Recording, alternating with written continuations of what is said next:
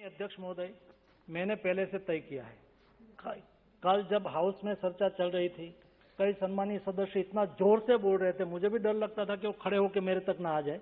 मैंने तय किया कि ये विषय विनम्रता का है, ये विषय मेरे लिए हार्ट का विषय है। ये विषय राजनीति का विषय नहीं हमारी सरकार के लिए था कभी, नहीं हमारे प्रधानमंत्री के लिए था कभी। ये विषय मदद करने का विषय क्या किया है मैं बता रहा हूँ, इसलिए मैं जोर से नहीं बोल रहा। मैं वो बोल रहा हूँ। प्लीज प्लीज और दूसरा क्या अधीर रंजन जी आज सरकार तेजी में है क्या? नहीं, आप जहां मैं माने अध्यक्ष जी, कल ऐसी टिप्पणी हुई, सरकार सोती रही, सरकार ने कुछ किया नहीं, सरकार ने टाइम पे नहीं किया। मैं उसका रिप्लाई दे रहा हूं कि मैं आपके माध्यम से सदन को यह बताना चाहता हूं कि देश में कोरोना का संक्रमण का पहला मामला 13 जनवरी 2020 को केरल में आया था, केरल में हेबी जी। लेकिन भारत सरकार के द्वारा गठित संयुक्त निगरानी समूह की पहली बैठक 8 जनवरी 2020 को हो चुकी थी। मतलब हमारी सतर्कता यह है कि जब मामला आया उसके पहले एक्सपर्ट कमेटी एक टीम बना दी थी और उसके ऊपर वो पहले से ही काम करने लगी थी। हम सोते नहीं थे, हम जागते थे, इसलिए देश को बहुत फायदा हुआ है। माननीय अध्यक्ष महोदय, ये हमारा प्रयास की सफलता है। माननीय प्रधानमंत्री जी के मार्गदर्शन में मई 2020 में प्रधान वैज्ञानिक सलाहकार की अध्यक्षता में देश के भीतर वैक्सीन और डायग्नोस्टिक का विकास और उत्पादन हो, इसके लिए टास्क फोर्स का गठन किया गया।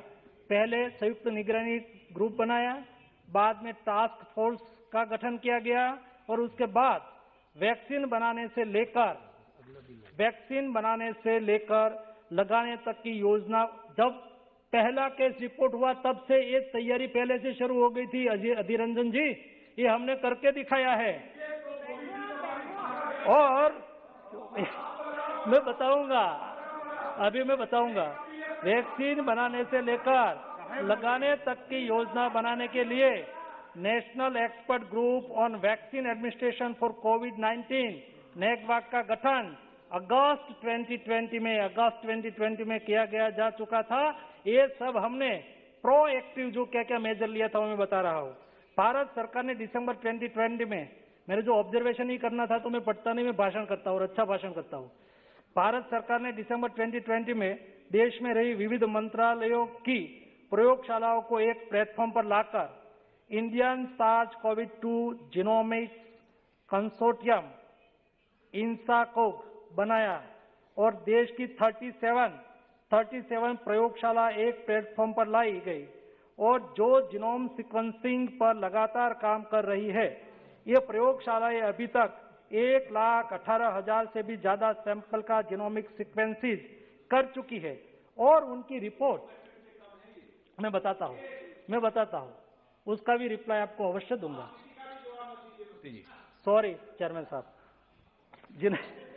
इनकी रिपोर्ट उसमें बहुत एक मुश्किल ये होता है कि इंफॉर्मेशन होने से रह नहीं सकते अध्यक्ष जी, उसमें ये होता है और जीनोमिक सीक्वेंसेस कर चुके हैं और इनकी रिपोर्ट राज्यों को, रिसर्च इंस्टीट्यूट को आगे की रणनीति बनाने के लिए उपलब्ध करवाई जा रही है। शुरुआत के चरण में जीनोमिक सीक्वेंसेस का समय 30 डे जीनोमिक सीक्वेंसेस के समय लगता था। आज हम 30 घंटे में जीनोम सीक्वेंसिंग कर सकते हैं। इतनी ताकत हमारे वैज्ञानिकों के आधार पर, भरोसा पर हमने प्राप्त कर ली है, जिससे जिले तक कौन सा वेरिएंट अस्तित्व में है वह मिल रही है और अगर वायरस में म्यूटेशन होकर नया वेरिएंट आता है तो भी हमें समय से पता चलेगा। यह कैपेसिटी हमने विकसित आज के दिन में देश ने कर ली है।